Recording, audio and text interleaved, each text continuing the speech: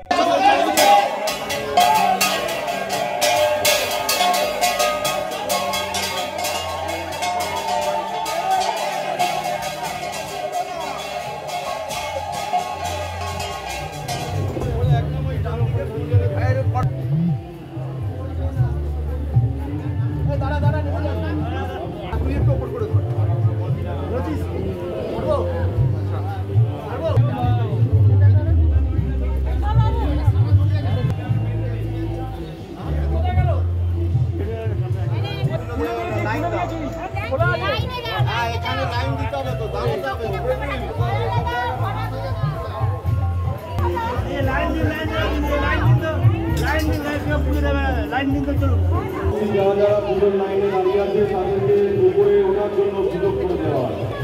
আপনাদের অনুরোধ করছি যাদের পুজো হয়ে যাচ্ছে তারা করেছে রামকৃষ্ণ ঠাকুর, মা সারদা, ভক্ত কবি গিরিশচন্দ্র থেকে শুরু করে রবীন্দ্রনাথ ঠাকুর এত অবতারের মধ্যে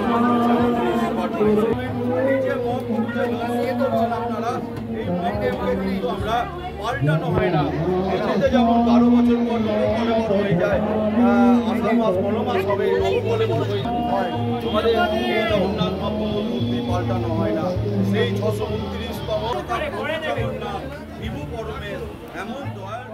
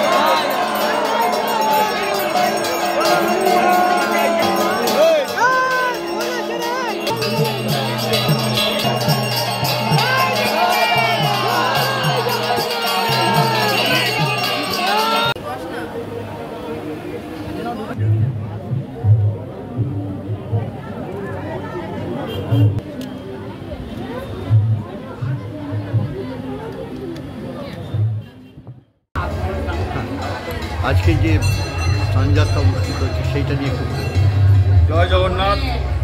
আজ জ্যৈষ্ঠ মাসের পূর্ণিমা যে তিথি, এই শুভ দিনে আমাদের মাইসের 629তম স্নানযাত্রা উৎসব মহাসমরায় পালিত হতে চলেছে। সকালবেলায় মঙ্গলারতির পর আমরা পৌণ্ডী যাত্রা সহকারে সকাল 7টার সময় আমরা প্রভুকে নিয়ে যাচ্ছি আমাদের স্নানবেদিতে। এক এক করে আমাদের প্রথম নারায়ণশিলা উঠেছে, তারপরে বলভদ্রদেব, তারপরে মা সুভদ্রা, তারপরে বলভদ্রদেব, তারপরে জগতের নাথ জগবন্ধু, ওনাকে পৌণ্ডী যাত্রা করে আমরা নিয়ে যাওয়া হবে আমাদের এই স্নানবেদিতে। এবং আজকের দিনে বলা হয় জগন্নাথ মহাপ্রভুর আবির্ভাব তিথি, হ্যাপি অ্যাপিয়ারেন্স ডে, এবং চন্দন যাত্রার উদযাপন দিবস।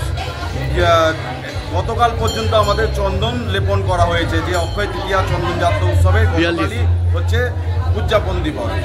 তাই জন্য আজকের দিনে আমরা সকালবেলা থেকেই এই পণ্ডী যাত্রা সহকারে স্নানবেদিতে রাখলাম এবং এরপরে বিভিন্ন বেশেস আমরা ধারণ করাবো। প্রথমে অবকাশ বেশ হবে, তারপরে স্নান বেশ হবে এবং এবছরের বিশেষ আকর্ষণ যে সকাল 10:47 আমাদের মহা অভিষেক হবে।